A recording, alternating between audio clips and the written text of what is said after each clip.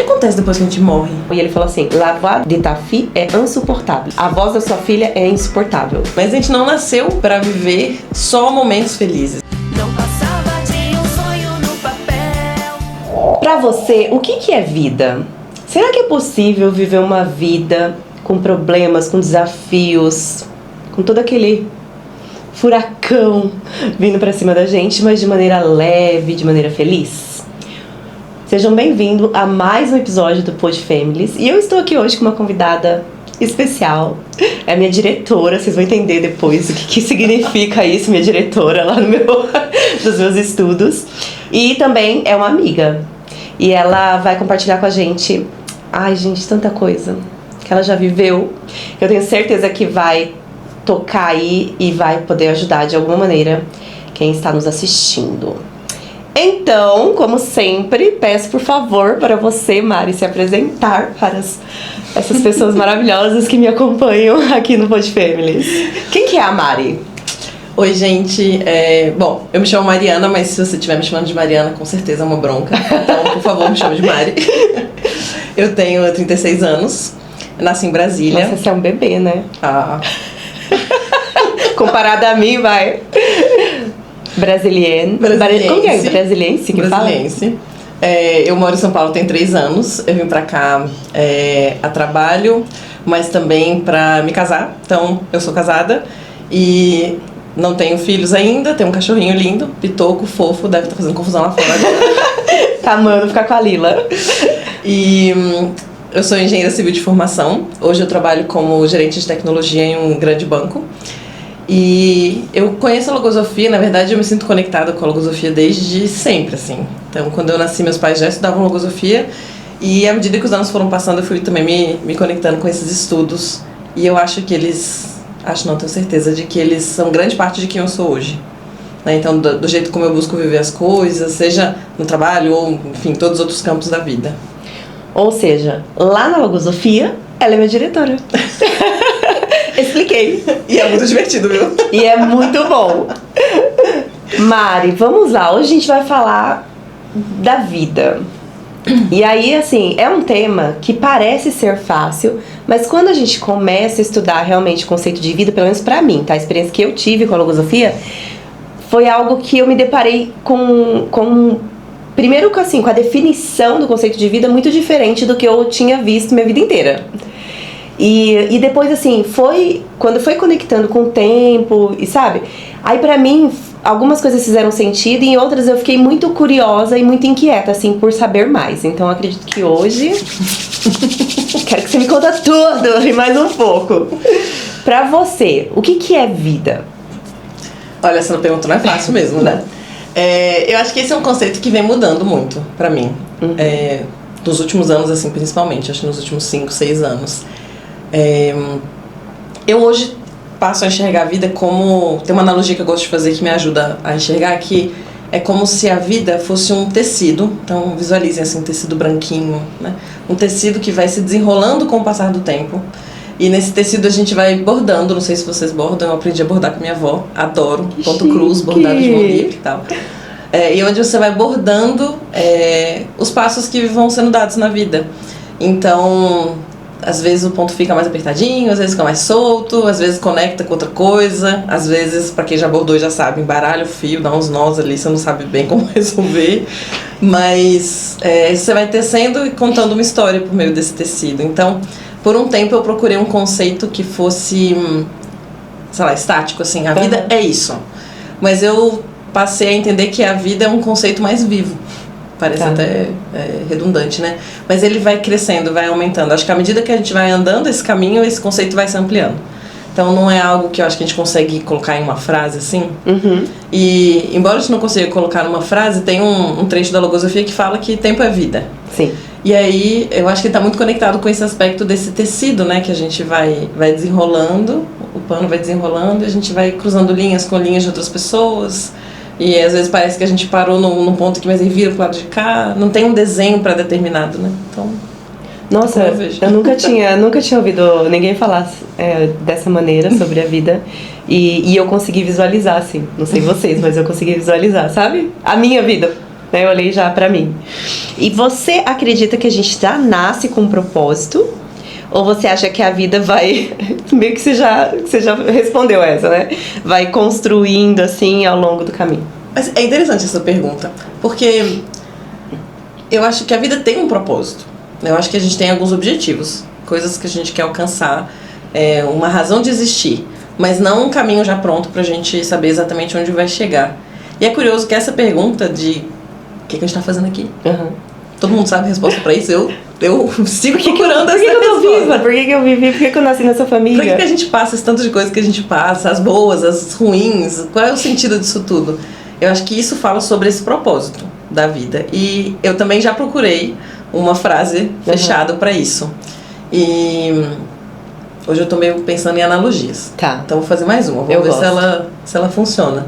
Vocês já foram em alguma cidade, qualquer lugar, que tem uma montanha, assim, um morro grande? Já. Então, sei lá, tá andando, aí você se depara com aquele morro assim na sua frente.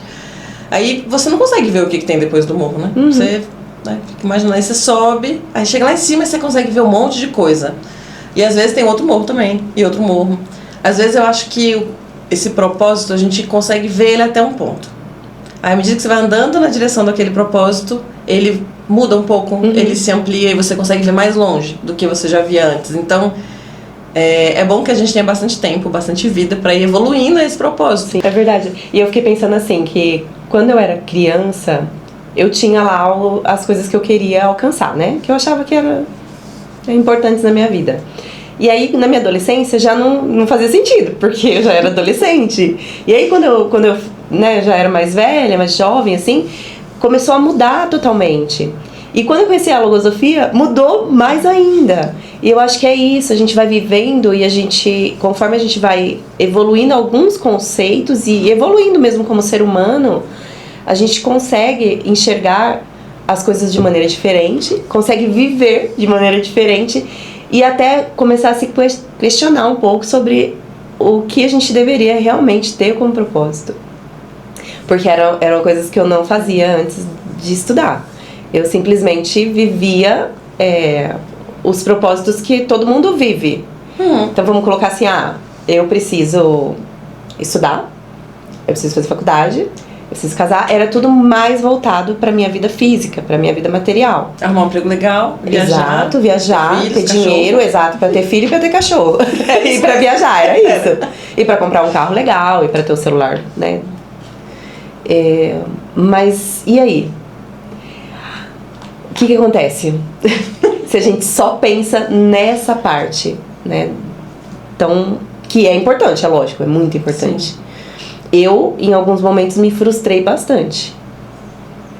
Porque eu não tinha amparo nenhum que não fosse essas questões mais materiais, assim. Eu acho que tem alguns momentos que vem umas perguntas, vem algumas coisas, a gente sente, e tem dificuldade de explicar, né? Eu não sei se todo mundo já sentiu algo assim, mas muda algo dentro da gente e a gente não sabe bem o que fazer com aquilo, né? Ou vem uma pergunta que a gente não sabe responder. E aí você estava falando sobre a infância, depois a adolescência, a juventude, e eu lembrei de uma situação que eu vivi quando eu era criança. Eu acho que eu devia ter uns 9 anos. Quantos anos a gente tem quando tá na 4ª série? 9 anos. É 9 anos mesmo? Agora 5º ano, né? Ela vai pro 5º. 5º ano, 4ª série. Na minha época era 4ª série ainda. Eu devia ter uns 9 anos. E aí eu fui passar férias na casa da minha tia em Belo Horizonte. E eu e meu irmão é um pouquinho mais velho. E aí meus pais foram também, mas eles voltaram mais cedo. E como eu tinha muitas férias, a gente ficou lá bastante tempo. Sem eles. E aí eu lembro que teve uma noite que eu assisti um filme, alguma coisa, que falava alguma coisa sobre morte. E aí eu fui dormir criança e eu sonhei que minha mãe morria. 9 anos. Aí eu acordei de madrugada, né? Aos prantos, chorando, minha tia veio, me acalmou. Não, foi só um sonho, fica tranquila e tal. E eu não fiquei tranquila. E aí eu acho que no dia seguinte eu ia voltar pra casa. E voltei com meu irmão de avião pra casa. E cheguei em casa e falei, mãe, eu sonhei que você morria. O que acontece depois que a gente morre? Aí minha mãe... Fácil responder essa, agora né? Sim, né?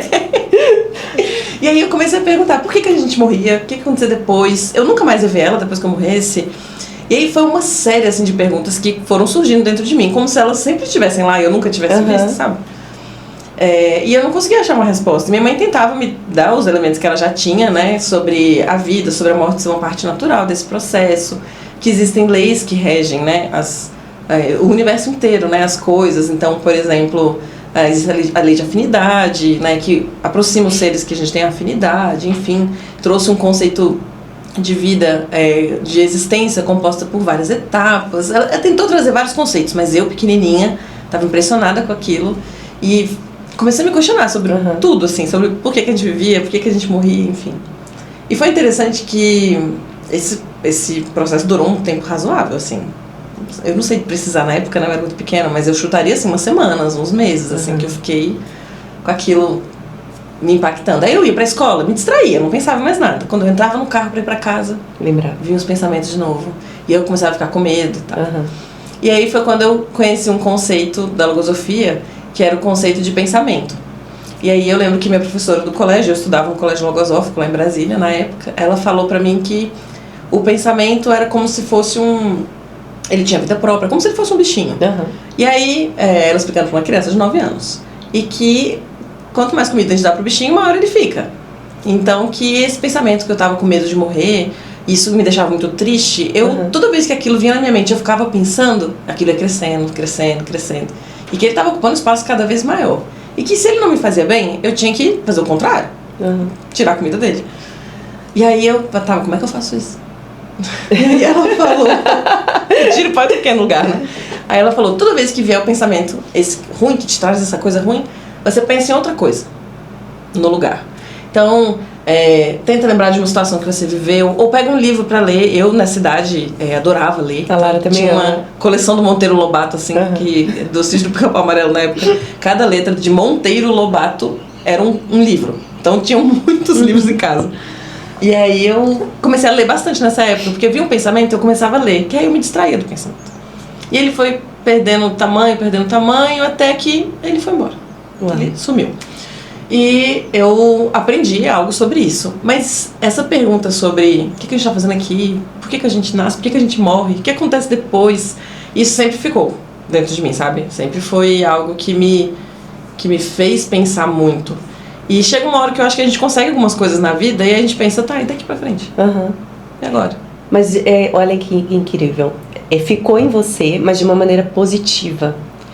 A gente tá fazendo um estudo no sábado de manhã, que é um estudo para menores. Tipo, a gente estuda para aprender, para depois ser docente. Então, educar as crianças e educar os adolescentes. E aí a gente tá falando do centro das emoções. Isso que você falou, eu conectei muito com esse estudo, porque o centro das emoções é um lugar onde, né, desde que a gente nasce, ele tá lá. E aí a gente até fala do filme de Divertidamente, que ele explica muito o que acontece, né, lá no centro das nossas emoções. E quando é criança, dependendo do estímulo que ela recebe, se é um estímulo positivo, vai trazer para ela algo com muita força, de maneira positiva. Só que o mesmo acontece quando é negativo, que foi o caso de você ter... do sonho, né?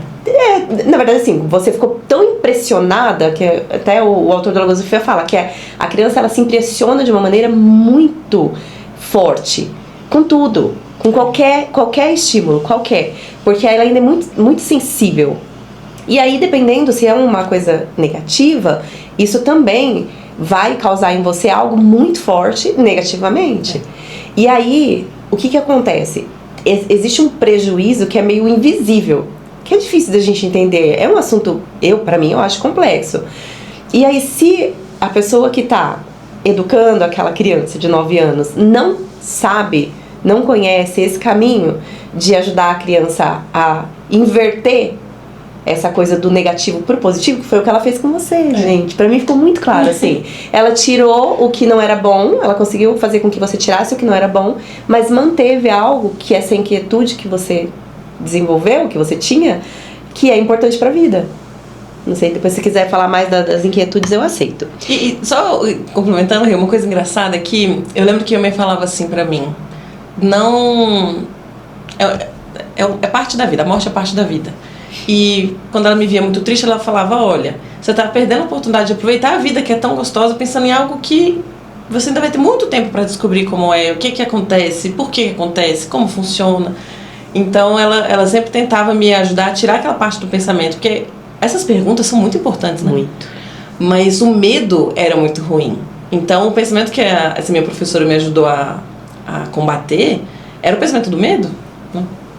Pra mim, comigo já foi, veio de uma maneira diferente essa questão com a morte. A gente se mudou de São Paulo para o interior para cuidar do meu avô. E meu avô estava bem debilitado, assim, a saúde dele. E aí, pai da minha mãe. E o meu pai sempre foi muito de ir pro lado da família da minha mãe, porque a família dele, ele praticamente não teve. A mãe dele morreu, ele era muito criança ainda, tipo, muito novinho. E o pai dele tinha ido embora já antes mesmo da mãe dele falecer. Então ele foi criado, né, pelos irmãos, pelos tios lá e tudo. E aí ele tinha um carinho muito grande pelo meu avô. Então ele decidiu ir pro interior pra cuidar dele. E o meu avô veio morar com a gente. Então vocês imaginam, pra mim, eu vi todo o processo. Você tinha quantos anos? Eu já tava entrando na adolescência, eu tinha 11. Eu vi todo esse processo, né, do meu avô, tipo, ele tava bem ainda quando ele foi pra minha casa, mas aí ele foi se debilitando mais, até o momento que ele tava na cama e ele morreu. Então eu acompanhei tudo isso. Então pra mim também ficou marcado só a parte da morte como uma tristeza sem fim, assim, pra toda a família. Então todo mundo chorava muito, todo mundo tava muito triste. Então pra mim aquilo ali, eu associei a morte só. Não que eu tô dizendo que a gente tem que dar risada quando alguém morre, não. Mas assim, é só pra entender assim, aonde eu quero chegar. Eu associei que, tipo, quando uma pessoa morria, ia ser tristeza, assim, pra muito tempo, entendeu? Você tem que ficar triste, porque senão, né, é o natural é você ficar triste. E tinha pessoas que depois de 5 anos ainda estavam tristes. Aí eu me questionei, não tinha ninguém pra me ajudar, mas eu me questionei, eu falei, gente, mas por que minha tia ainda tá triste? Sabe assim, tipo, tá, meu avô morreu, mas ele já era bem velhinho. Eu depois, já na minha juventude, eu comecei a me questionar muito sobre essa questão da gente não aproveitar a vida de uma maneira feliz por causa de alguns acontecimentos. Eu não achava natural. Pra mim tinha alguma coisa ali dentro de mim que falava, não, se você está vivo, né, se Deus te deixou vivo, ele quer que você de alguma maneira viva a sua vida da melhor maneira possível e feliz. Eu não vi outra maneira de viver a vida bem se não fosse feliz. Então pra mim não me influenciou pro negativo, mas também eu não tinha nada assim pra me guiar, sabe? Eu fui meio que pelo que eu tava sentindo. Eu falava, não, eu acho que eu não tenho que ficar triste, né, pro resto da vida porque meu avô morreu, não. Tem algumas coisas dele que ainda estão em mim e eu sentia até alegria, assim. Às vezes quando eu lembrava dele, quando eu lembrava de algumas coisas que eu vivia com ele, eu ficava muito feliz, que aquela recordação me trazia realmente uma felicidade, assim. E eu falava, por que será que as pessoas não pensam nesses momentos, sabe? E é exatamente isso, foi o que ela te ensinou. Tipo, eu lembrava dos momentos felizes que eu tinha vivido com meu avô e eu revivia, né? Ele ali estava pertinho de mim. E não dá espaço para os pensamentos ruins ocuparem, né, a mente. É isso. Você falou algo sobre isso, né? Não deixa a gente aproveitar a vida de uma forma feliz, né? E eu acho que isso tem a ver muito com uma coisa que a gente veio estudando juntos, né, nos últimos anos, que é sobre como que a gente lida com as adversidades, com as situações difíceis, né, com as grandes lutas, por que não também com os fracassos, ou enfim, grandes tristezas como a morte, por exemplo. Como que isso cabe dentro da vida. E aí eu tenho a impressão, já falando de impressão, né? Eu tenho a impressão de que às vezes a gente tem uma idealização de que a vida deveria ser só feliz. Deveria ser só coisa boa. Aí quando acontece alguma coisa difícil, acontece qualquer campo, pensar no trabalho, ou na escola dos filhos, ou enfim, na vida pessoal, ou o falecimento de alguém, a gente pensa, mas não podia estar acontecendo isso. A vida, eu nasci pra ser feliz, né? E eu acho que faz sentido, a gente nasceu pra ser feliz, mas a gente não nasceu pra viver só momentos felizes, né? Eu acho que... O que é que causa muita felicidade na gente, por exemplo, né? Lógico que momentos com pessoas que a gente ama, conquistas, isso tudo traz muita felicidade, mas quando a gente aprende algo que a gente não sabia, também não traz felicidade, né? Eu fico pensando sobre essa sensação quando a gente aprende algo novo, ou quando a gente tem uma característica nossa que a gente não gosta e que segue acontecendo e se repetindo e gera aquela sensação ruim lá dentro, né? Quando a gente comete um erro que a gente sempre comete. E aí a gente consegue parar de cometer. Isso não traz uma felicidade também enorme, né? Então, eu acho que uma das chaves nesse tecido que vai se desenrolando, que a gente vai abordando a vida, também é de encontrar a alegria em enfrentar essas adversidades. Então, a gente estava falando da morte, mas quantas outras a gente pode trazer, né? Quantos momentos difíceis que cada um com certeza já viveu, mas que quando a gente se coloca nele, sem essa posição de, putz, por que isso está acontecendo comigo? O que eu fiz para merecer isso? Eu sou uma pessoa boa. Uhum. Eu nunca roubei, nunca matei. Não minto para as pessoas. Falei eu muito isso. Não tiro vantagem de ninguém, né?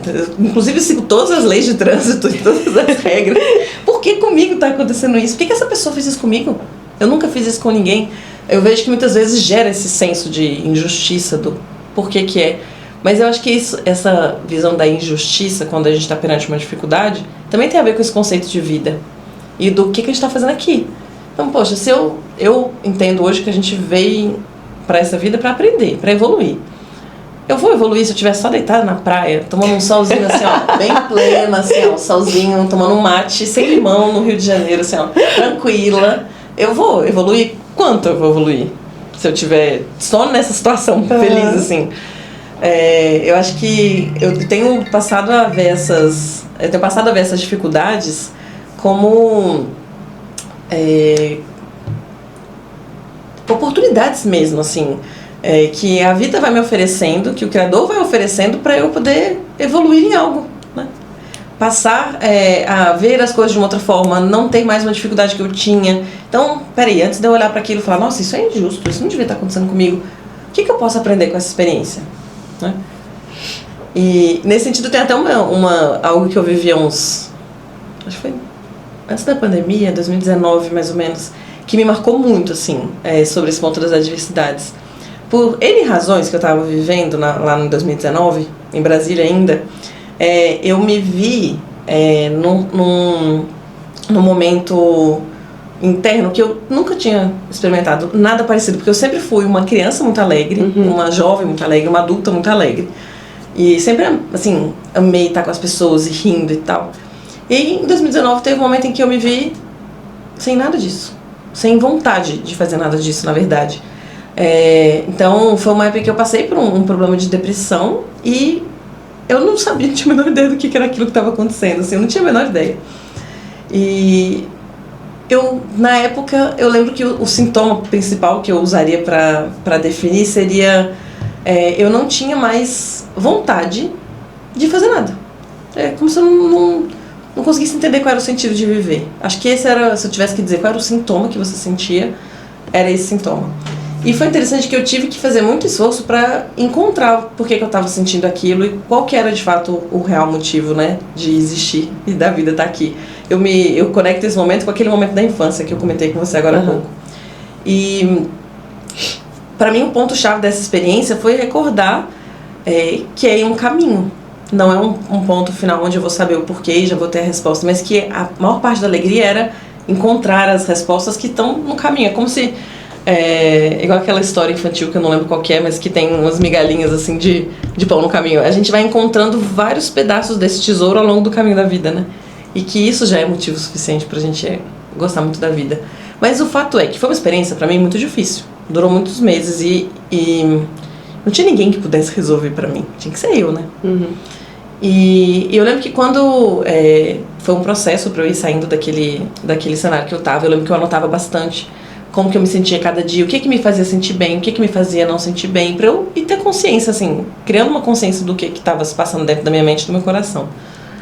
E aí no final, quando eu já estava me sentindo bem melhor, eu fiz uma terceira analogia que eu vou trazer já, que era como se eu fosse pensando numa xícara, ou num copo bonito igual esse daqui, que tinha caído, quebrado. Vários pedacinhos. E aí que eu tinha ido lá, catado cada um dos pedacinhos e colocado eles todos aqui. Acho que tem uma técnica japonesa de fazer isso.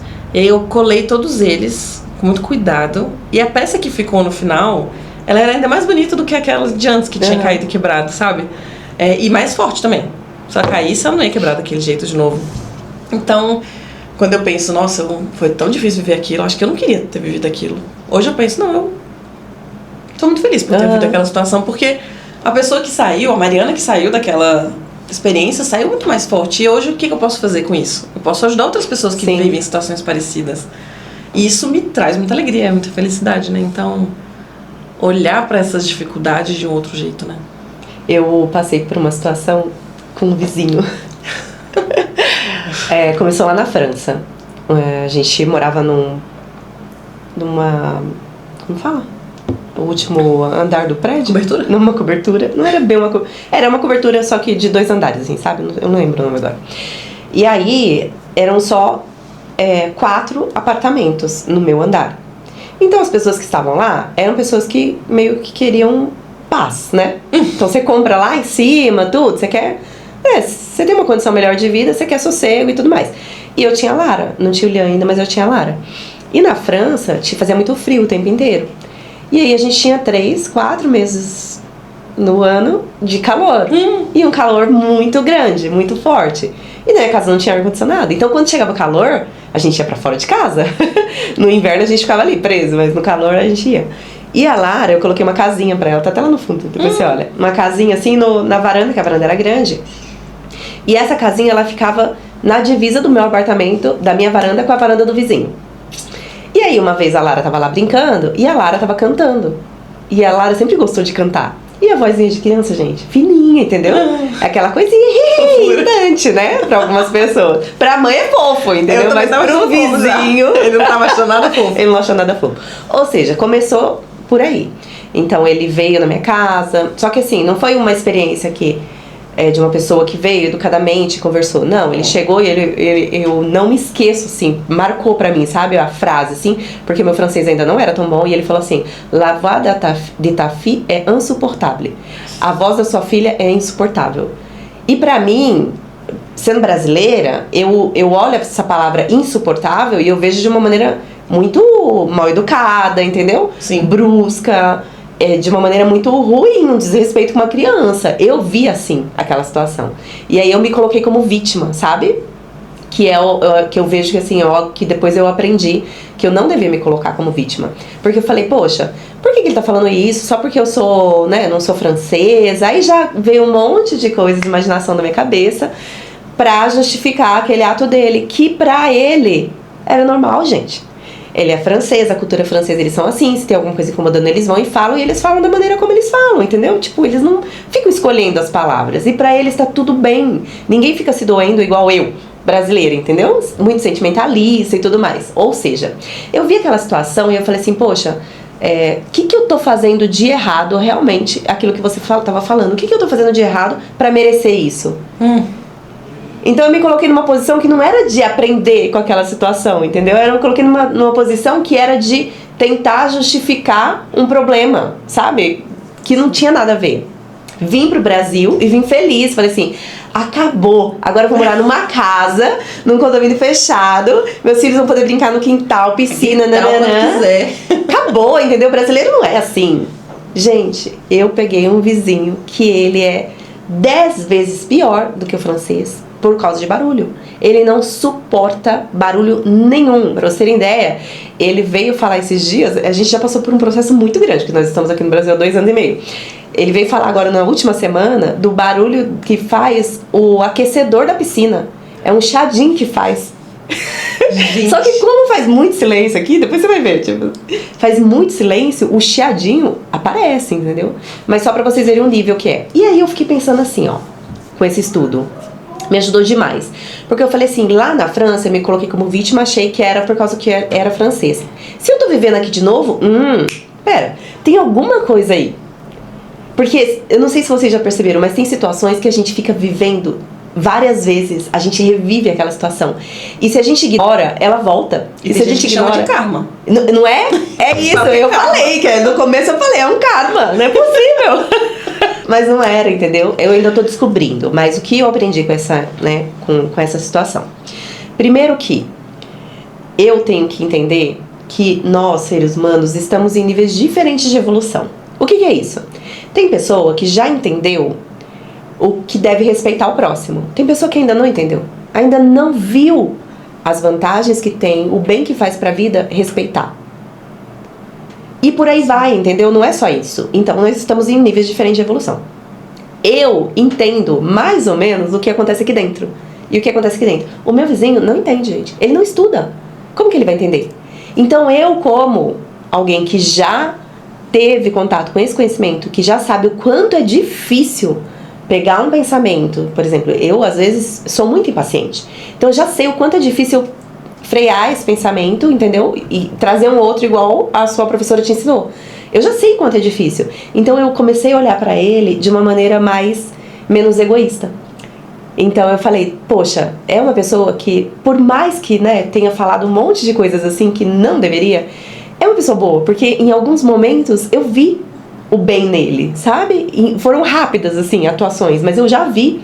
Eles pegaram nas últimas semanas, pegaram 2 cachorrinhos pra cuidar. E, gente, a maneira como eles tratam os cachorrinhos, tipo, como não vê o bem, entendeu? O que tem lá dentro daquele ser. Então, o que eu percebi também? Eu não posso olhar só o lado ruim da pessoa. Eu tenho que, de alguma maneira, procurar essa conexão com a parte boa do ser, porque todo mundo tem. Eu sei que às vezes é muito difícil a gente enxergar, principalmente nos momentos mais difíceis, né, que a gente tá estressado, mas é uma coisa que eu venho tentando fazer, sabe? E por último, assim, não menos importante, o que eu entendi? Às vezes não tem só a ver comigo. Eu não posso me colocar no lugar tipo, nossa, essa situação é pra eu aprender, essa situação é pra mim. Não. Às vezes não tem só a ver comigo. De novo, o egoísmo. Às vezes tem a ver com a outra pessoa. Porque ela precisa, né, se deparar com seres que pensam e fazem as coisas diferente. E vivem diferente. É uma oportunidade, talvez, pra ele ver que de todas as vezes que teve, né, uma reclamação, todas as vezes, não teve uma, gente, e eu fico muito feliz de falar isso, não teve uma vez que eu agi de maneira desrespeitosa, ou que eu não ouvi, ou que eu me pus num pedestal, ou que, sabe assim, nunca. Eu sempre falei pra ele com humildade, nós vamos resolver a situação. Nós vamos resolver a situação. Vai ficar bom pra vocês e ao mesmo tempo vai ficar bom pra mim também. E de uma maneira muito firme também, porque lá com o francês eu não consegui ser firme. Eu simplesmente tirei a Lara do quintal, botei ela dentro de casa e não deixei mais ela curtir o verão. Eu não trouxe mais amigos pra minha casa. Aqui não. Aqui eu trago, aqui eu convido, meus filhos vivem, mas mesmo assim a gente consegue conviver em paz. Eu acho que esse é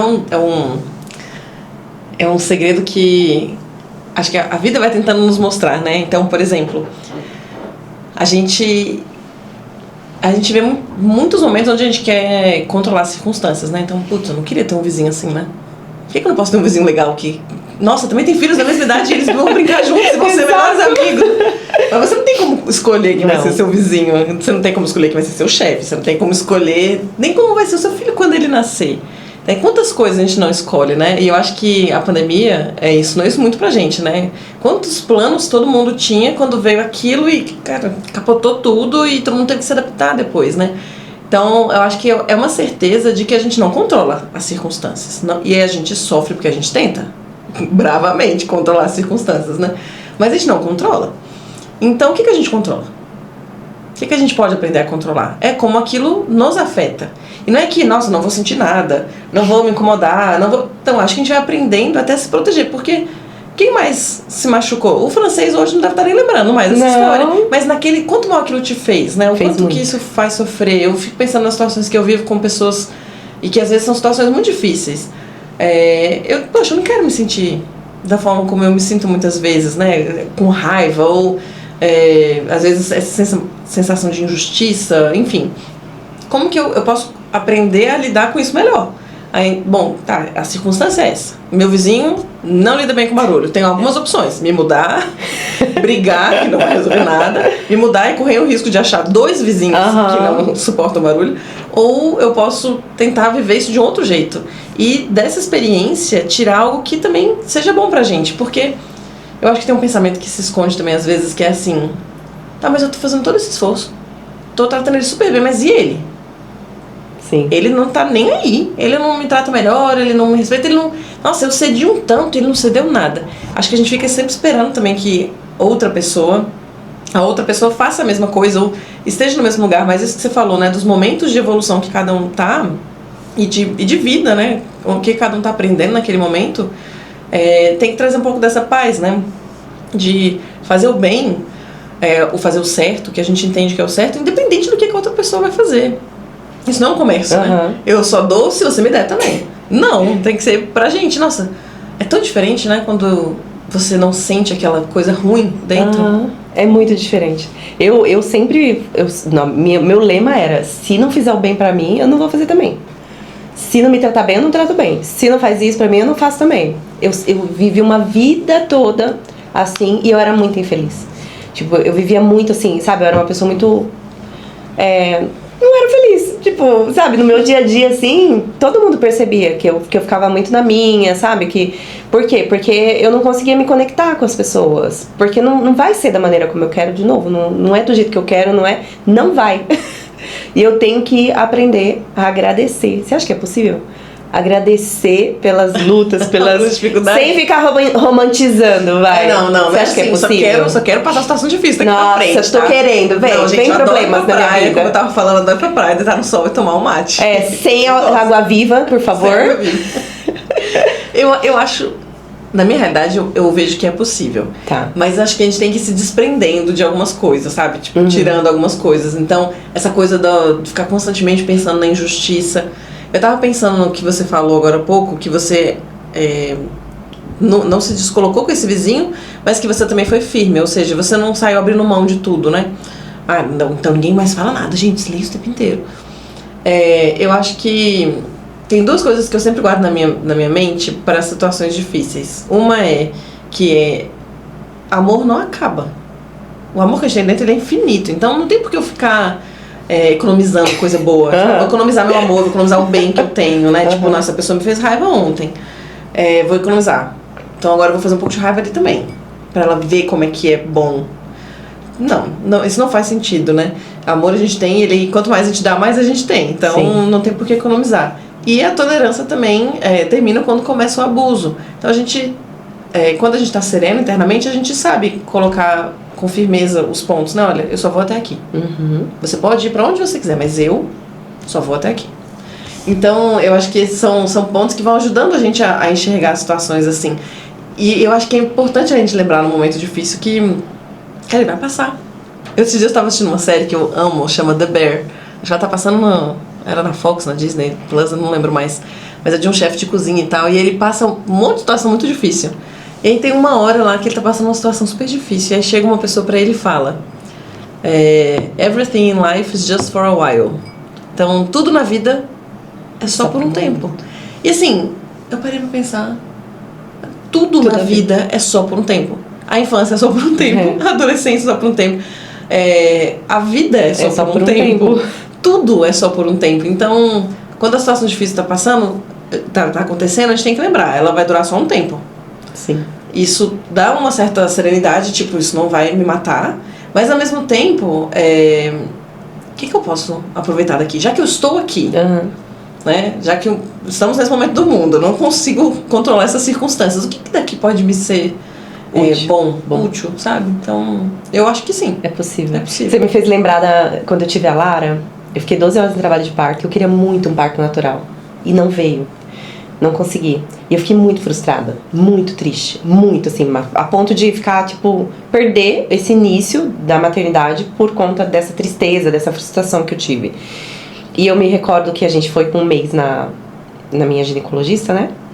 E aí ela toda feliz, né, conversando, né, tá tudo bem, que maravilhoso, ela tá mamando, tá dormindo, né? E ela viu um monte de coisa boa. E aí eu fiquei olhando assim pra aquela situação, eu falei, cara, eu não tinha visto nada disso, sabe assim? Até aquele momento, um mês, eu não tinha visto nada bom. Porque no início meu peito rachou, meu seio rachou, teve um monte de coisa ruim. Só que eu não consegui ver que realmente, depois de alguns dias, ela começou a mamar. Tava super bem, dormia de dia, dormia à noite. Entendeu? Tava super bem de saúde, eu também tava. Não tinha acontecido nada de ruim, nada. E eu só pensava naquele momento, bendito momento, que eu queria que o filho saísse lá por baixo, não pelo corte da barriga. E aí eu lembro que ela falou assim,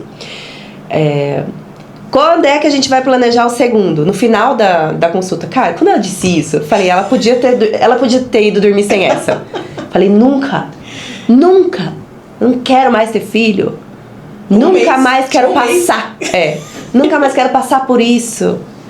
Aí ela virou pra mim, aí ela falou assim, Rê, quando você sair daqui, você vai passar por algumas outras dificuldades. E eu quero que você lembre de uma coisa. Tudo passa. E aquilo pra mim, eu não era estudante de filosofia, aquilo pra mim entrou em mim de uma maneira, Mari, que você não tem noção. Toda vez que eu me deparava com uma dificuldade, tem dificuldade, viu? Só quem é mãe sabe. Né? Não faltou. Eu lembrava da frase dela, tudo passa.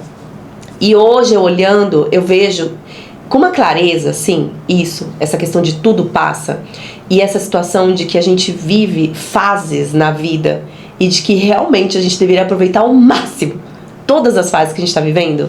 Porque eu lembro que eu reclamava pra caramba, que minha barriga tava grande, entendeu?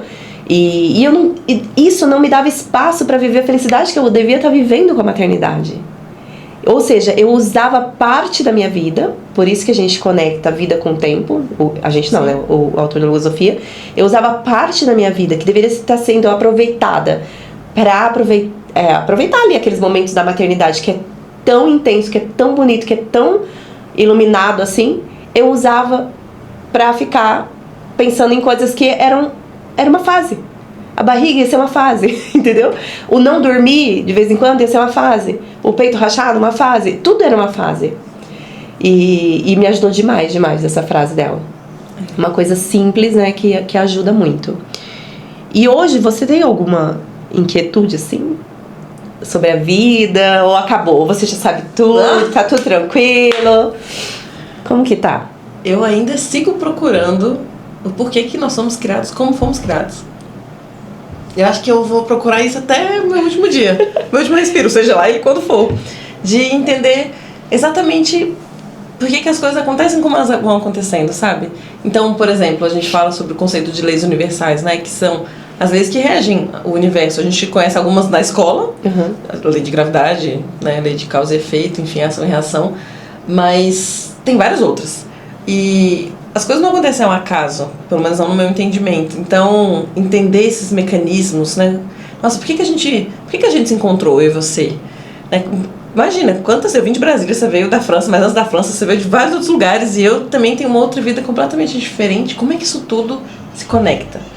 Né? E quando a gente encontra algumas pessoas que nos marcam, assim, o que regeu aquele encontro? Então, eu tenho um monte de inquietude e é tão gostoso sentir isso, porque eu penso, nossa, que bom que eu ainda tenho muito tecido para sair desenrolando, porque tem muita coisa que eu quero viver ainda, né? Muita coisa que eu quero aprender.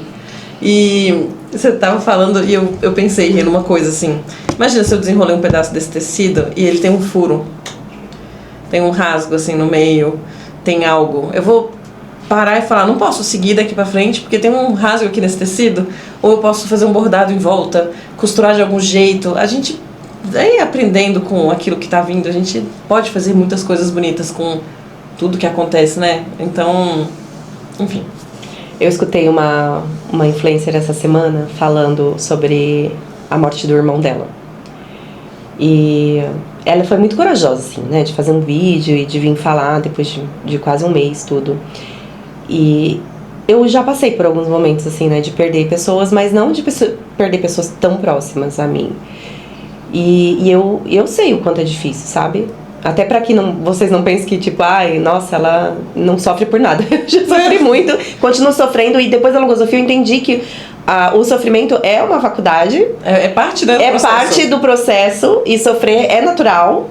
E porque é isso. Eu vim ao mundo e eu achei que a vida tinha que ser uma vida de Disney, sabe? Tipo, você viver um momentinho ali de dificuldade e logo você ter aquela vida perfeita. Viveram felizes pra sempre? Eu juro que eu pensava que um dia eu ia viver feliz pra sempre. Feliz pra sempre ia começar uma hora. Eu tava esperando. Ou seja, mas aí não chegou, não vai chegar. Ou seja, eu sofro, eu fico triste. E eu imagino que perder alguém próximo, assim, é muito difícil. Eu já perdi um bebê. Eu já perdi meu avô, já perdi minha avó. Eu já perdi uma tia. Então, já perdi amigos. Então eu imagino o quanto é, porque eu já vivi. Mas é lógico, uma pessoa muito próxima deve ser uma dor muito maior. E, de novo, não é uma questão de você não viver um momento de tristeza, não viver um momento de sofrimento. É a questão de você, aos poucos, ir pegando esse buraquinho e fazendo alguma coisa com ele. Tem que dar uma costurada, tem que enfeitar, tem que trazer coisa boa ali, porque a gente tá vivo. E a gente tem que, de alguma maneira, ser grato pela nossa vida, por essa oportunidade que a gente tem. E a gente tem outras pessoas à nossa volta que precisam da gente. Então a gente não pode ser egoísta também de falar, não, se eu perdi fulano de tal, eu não vou fazer mais nada, eu não vou viver e pronto. Não, né? Sim. Tem um porquê de você continuar vivo. E tem um porquê de eu estar falando isso aqui também. Tem um porquê. A gente já tá chegando ao fim, mas eu queria fazer uma última pergunta. Se você pudesse voltar 10 anos... Vou colocar... Você tem 36? 10 anos é pouco, vai. Vou colocar 20 anos, você com 16. 15 com 20, vai. 15, 20 anos. Tá bom, 20. Se você pudesse voltar lá com a Mari de 20 anos, você pediria algum conselho pra ela? Ou você daria algum conselho pra ela? Ou você faria as duas coisas? Você acha que você poderia ensinar alguma coisa pra ela? Eu daria um conselho. Tá. Que conselho você daria pra ela? Na verdade, acho que eu daria 2. Tá. Que estão muito conectados. Talvez seja, em algum momento saia um só, vamos ver, né? Pergunta vem, a gente tenta achar uma resposta. Eu acho que o principal conselho seria para levar alguns pontos da vida, algumas situações, com mais leveza. Isso não quer dizer com irresponsabilidade. Uhum. Ignorar ou só deixar passar. É levar com mais leveza. Eu acho que eu sempre fui muito preocupada em fazer tudo certo. E sempre acertar e sempre fazer tudo muito bem, estar bonitinha, perfeitinha, não errar e tal. Só que isso é impossível. Isso é impossível. Mas que a gente possa achar que não é impossível. Então, eu queria conseguir levar isso com um pouco mais de leveza. Os momentos do erro, as situações que não saíram como eu queria. E eu acho que isso tem a ver, que eu acho que talvez, de certa forma, eu não queria sofrer. Uhum. Porque quando a gente erra, a gente sofre, né? Nossa, quando eu sei que eu fiz um mal pra Rê, eu fico, putz, não precisava ter feito aquilo, né? Mas se eu soubesse, eu não teria feito.